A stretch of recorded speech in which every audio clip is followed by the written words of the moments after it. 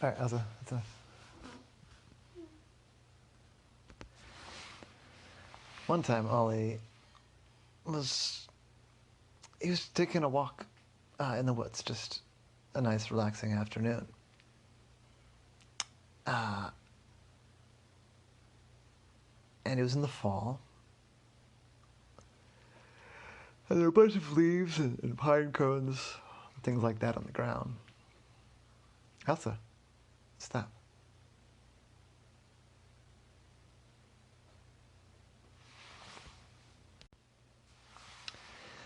And he'd been walking for maybe 20 minutes or so, maybe half an hour, something like that. He wasn't really paying very close attention. When he slipped, started off on one pine cone, but then he kept on slipping. Before he knew it, he had rolled down a very steep hill. And he'd gotten all turned around as he fell. And it wasn't such a steep hillside that he got hurt. And, octopuses are pretty hard to injure. By the time he got down to the bottom and stopped rolling, he wasn't quite sure where he was.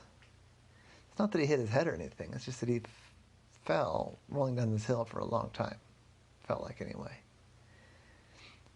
And, because he got all turned around as he rolled, he wasn't quite sure which way he had come.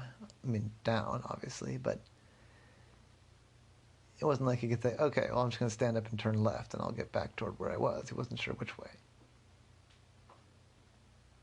So here he was, in the forest, not one that he knew intimately.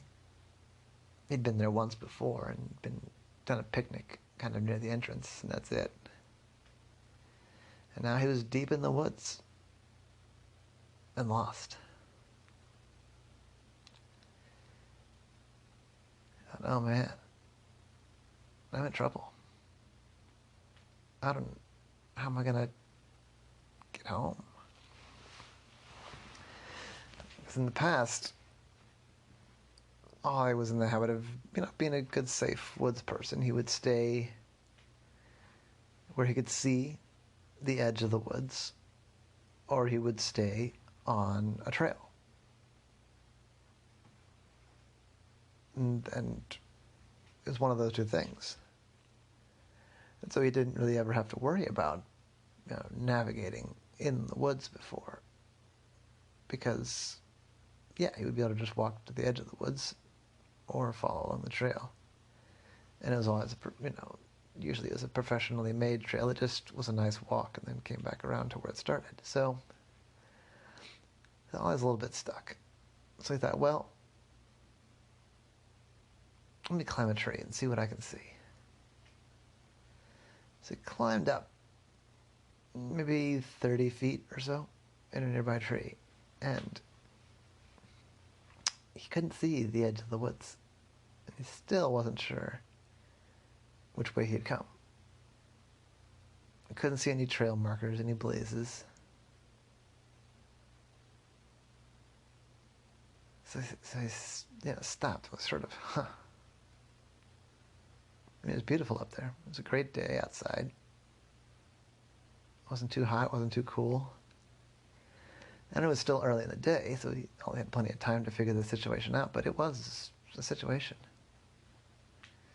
He sat there quietly in the tree. He realized that he could hear, faintly, he could hear water flowing, the gurgling of a stream or a creek or a river or something. And then I thought about that. And he thought back. He said, I've read that if you're lost in the woods, it's really easy to get turned around and end up walking in circles. And that a way to avoid doing that is to follow a creek or a stream or a river. So Ollie decided that he would very carefully find his way toward this river, or whatever it was that he was hearing. And then he would follow it. So he kind of got a sense from listening very carefully of which direction the water was. So he climbed down and he started walking in that way, toward that direction. A couple other times he climbed up trees to listen again, and the water sound was getting closer, so he knew he was going in the right direction. And he just went carefully, stopping whenever he wasn't sure. And after, I don't know, 20 minutes or so of more walking, he could see the creek. So we went over there and he took a nice little splash in the creek. It wasn't big, it wasn't tiny, but it wasn't big, big, big. It was maybe, I don't know. Yeah, I was going to say like 15 to 20 feet across. A little hard to tell how deep, but, 5 feet deep-ish, something in there. Yeah, I'm sure it varied some. And Ollie thought to himself, I'm an octopus. So I'm a very good swimmer. But if I was a person, I'd want to be really careful. Because if I got stuck underwater as a person, I could drown. And this is not a creek that I know. So I don't know if there's rocks underneath or if there's weird currents that turn over in strange directions. And so I'm mostly going to not I'm not going to swim up the creek or anything like that. I'm going to walk. And if I was a person, I wouldn't even get in the creek. Maybe splash my hands off, maybe splash them on my face to stay cool, but as an octopus, I've got an advantage in that I can breathe in the water. But still. The last thing I want to do is get swept downstream and bang my head on something or something like that. So then I said, well, I guess I've got to make a choice now. I was trying to remember, is it better to walk upstream or is it better to walk downstream? And he thought, and he thought. He tried to think where he'd read this bit about the river, about following the river, if there had said anything about upstream or downstream. Upstream or downstream, upstream or downstream. And he thought about it. I said, well, I don't know, but what I do know is that most rivers and creeks run roughly north to south. Very few creeks run south to north. And at least in this hemisphere.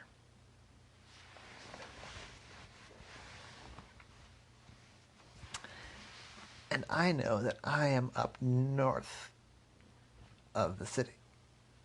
Because I came up here on purpose. I didn't go south of the city, I went north of the city. So I bet if I go downstream, I'll be going south, roughly. And if I keep going south, if nothing else, eventually I'll start hitting the city. I took a bus up here, so it's not like I have to go back and get my car. Yeah, that's what I'm going to do. I said, all right. Excuse me. So he started walking. And walking and walking and walking, and it was a long walk. Ollie had planned to walk through the woods that day, but he didn't know it was going to be hours and hours. But it was. Ollie walked and walked, and it was nice, It was a beautiful day. The creek was pretty. There were birds chirping and leaves crunching underfoot. It was a nice walk. But it would have been nicer if he'd chosen to walk for that long, And if he'd brought a snack. Well, after a long walk, he started to see some houses up on the hill. okay, that's a good sign. And a little bit past that, he could see the edge of the woods. I said, I'm coming out of the woods at last. As he got to the edge of the woods, the creek was kind of diverted into like a culvert. And it went underneath a bridge, is what I'm saying. That's what I mean to say. And I couldn't quite see very well from where he was, what was on the bridge. So he decided to climb up. No, to climb up the bridge. So he climbed up the side of the bridge, got up on the sidewalk on the bridge. And he said, I see. I see where I am. I see where I am.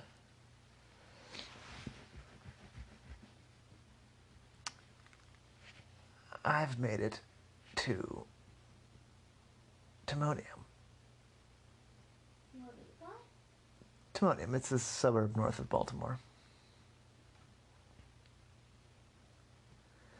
And he knew that because one of the things that he could see was a sign that said Timonium General Store. It was way out on the outskirts of town. I mean, Timonium's a big area with, Walmart and Target and Taco Bell and stuff like that. But this was outside of all of that.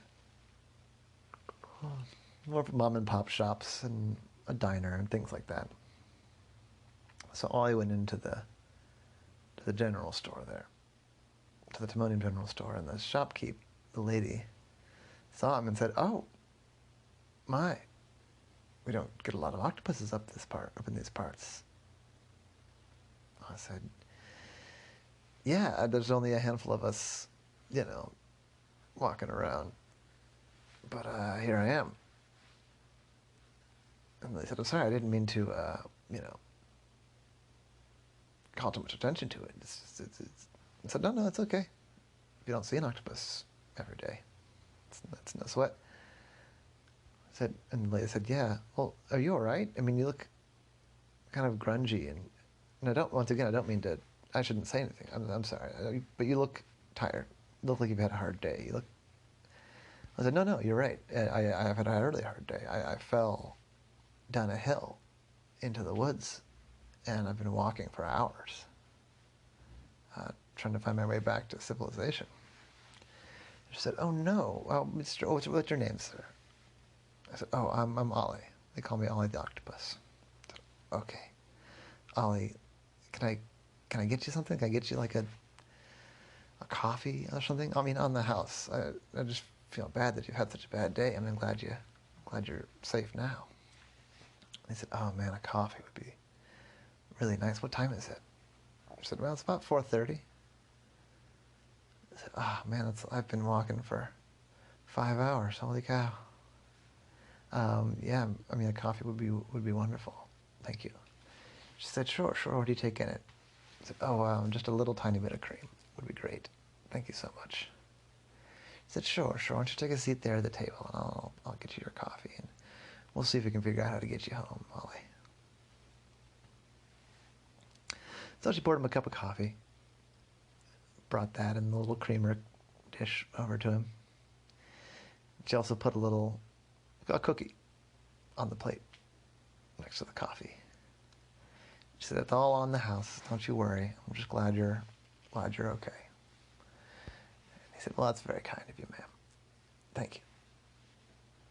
I didn't think it was going to be such a long walk, so I didn't pack a snack or anything. I just rode up on the bus and was going to walk around for a little bit and then maybe do a wine tasting or something. And this is a very different day than I'd planned." So Ollie hungrily and gratefully ate the cookie and drank the coffee. And as he was finishing up the cup of coffee, she came over, didn't even ask, and just poured him another cup and gave him a banana. And he said, "Ma'am, you really are being too kind. But I really appreciate the help." And she said, "No problem, hon. I've I've never fallen down a cliff to be lost in the woods before, but when I was a little girl, me and my sister got lost in the woods, and it was pretty scary. And we did the same thing, sounds like you did. We followed the river, although we went upstream, and you went downstream. But I think you made the right choice, because you made it back here. So, Ollie, what? He lives down in the city, in Baltimore City.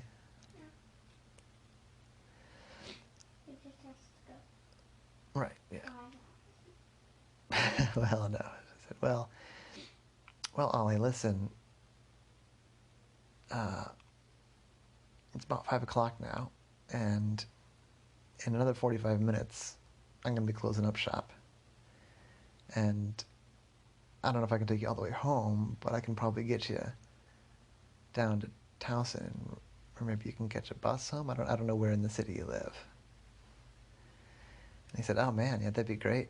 Because if you can get me to Towson, then I'll just walk over to Charles Street, and I can catch a bus straight home from there. It'd be no sweat. I know that bus route. She said, sure, no problem. I can just take you straight to Charles Street if you want. And he said, yeah, I mean, that would be perfect. I don't know how to repay you. She said, don't you worry about it. When I was little, like I said, similar kind of thing happened to me. And the lady at the store that I found helped me and gave me some food. And, well, for me, we called the local police officer, and she came and brought me home. So I don't think I can do that for you, but I can get you most of the way home. Well, I hung out for a little bit, and he convinced the lady to let him buy a sandwich. So he bought a sandwich. But she gave him another cup of coffee for free. And then when she was locking up, he helped her carry some stuff to her car. And she ended up driving him all the way home, because it wasn't that far. And she said, you know, if I drop you off, it'll be another hour figuring out the bus and getting on the bus and getting you home, whereas I can get you down to Charles Village in 15 minutes, and it won't be that far out of my way. I said, well, you know, it was not my plan to walk through the woods all day long, but I'm kind of glad I did. It's been really nice to meet you, and in the end, it was kind of a nice walk. I said, well, Ollie, good luck. If you're ever up our way again, I hope you'll stop by. And that is not quite the case, but Ollie and the Unplanned adventure.